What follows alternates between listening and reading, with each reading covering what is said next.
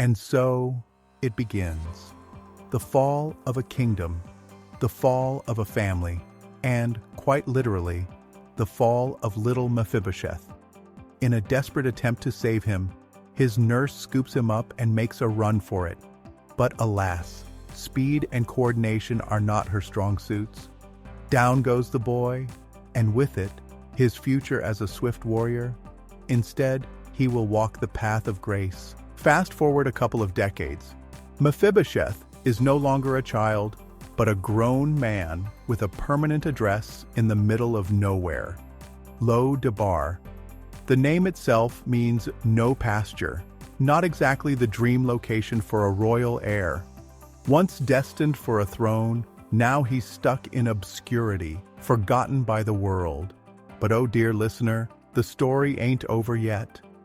David, the shepherd-turned-king, is feeling sentimental. He remembers his old friend Jonathan, and instead of wiping out Saul's lineage like most kings would, he wants to extend kindness. A rare king, indeed. Enter Ziba, a former servant of Saul, who spills the tea. There's still one left, but, he's got some foot issues. Mephibosheth's invitation to the palace is like getting a letter from the IRS. You don't know if it's good or bad, but it's probably not good. His entire life, he's been a forgotten relic of a fallen dynasty, and now King David is calling for him. Oh, dear listener, his crutches may be shaking, but his nerves are shaking harder. With trembling limbs and a heavy heart, Mephibosheth bows before the king. The last time he had been in a palace, he was 5. Now, here he is again, but instead of wearing royal robes, he wears the dust of Lo Debar. David, however, greets him, not with judgment, but with warmth. Plot twist incoming.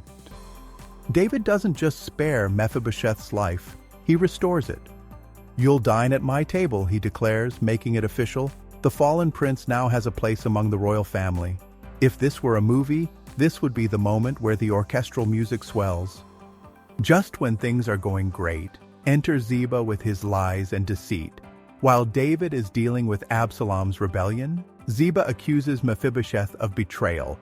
David, caught up in the chaos, believes the slander and strips Mephibosheth of his land.